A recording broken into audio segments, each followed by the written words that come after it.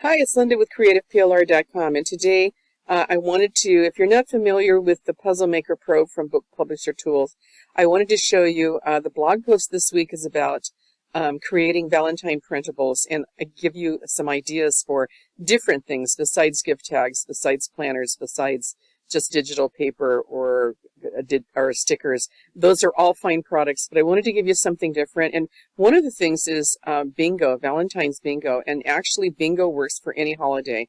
Works for non-holidays too, like a winter bingo or birthday bingo, summer bingo, that kind of thing. But it works great for creating bingo cards. And it is so easy to do. You're going to see how fast and easy this is. So all I've done is, in the settings, I went to bingo, and you can see I have a whole bunch of the programs. I've been using this program for probably 6 to 8 years. And so the first thing you're going to do is you're going to go in and say, well, I'm making a bingo, and it's a 5x5. It doesn't have to be. That's a traditional bingo, but I want a free space. So I'm going to click free space, add free space, a square. Instead of using numbers, I'm going to use images, and up pops this grid, this 5x5 grid. Now, since I'm using a free space, I really only need 24 images. I'm still going to upload 25. I have a little bit of OCD, and I couldn't leave one square blank. That would be a problem for me. You can always upload more than 25. You could upload any number that you want. And the more images that you upload, first of all, the more images you upload, the more images you need. Okay, that's one thing. The more images that you upload, the more complex cards you can get. So, for instance, I usually make 32 cards. There's no reason why, other than if a teacher wants to use them in the classroom, you need at least a classroom set, which is a minimum of 30. Maybe as much as 40 cards. I know teacher colleagues that have 36 and 38 students in their class, so you would not want a high number. When you upload 25 images and only 24 are being used on the card, you can create probably hundreds of cards without ever having a duplicate. It also makes it harder for the kids to bingo, so you have to keep that in mind. If you're trying to make it easy to bingo, especially if it's small kids, then you may want to do a 4x4 grid, 3x3 grid, something like that. And to put the images in there, it's going to be just as simple as doing this. I'm going to go in and I'm just going to drag and drop some images.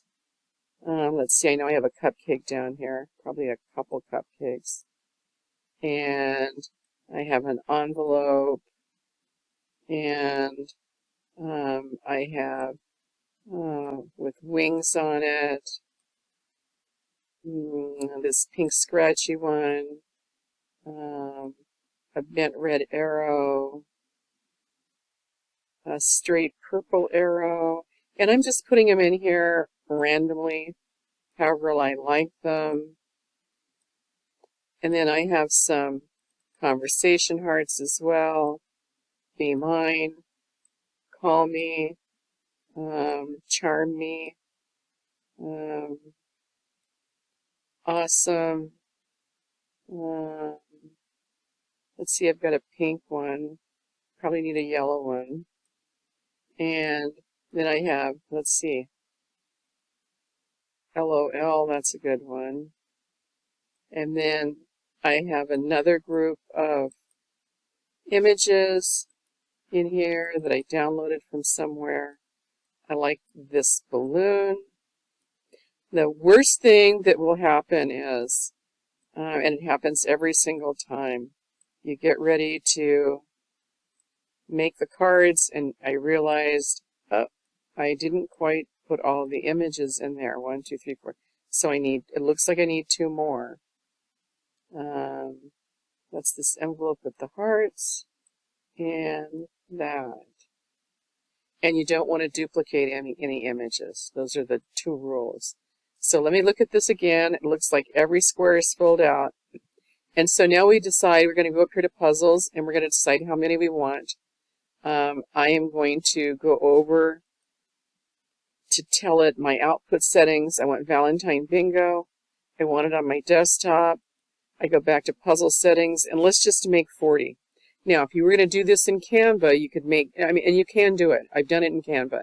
I've done it in PowerPoint. In Canva, you just make, a grid, a 5x5 grid. In PowerPoint, a table, 5 rows, 5 columns, and you could still use images. You would put each image in each of the boxes, and you would just have to manually sort them. So if you were going to make 10 cards, you would have to manually mix up the images on each one. It's not hard to do. It does take more than this is going to take. So let me show you how fast this goes. It's creating the cards, and we're done. So I made 40 puzzles.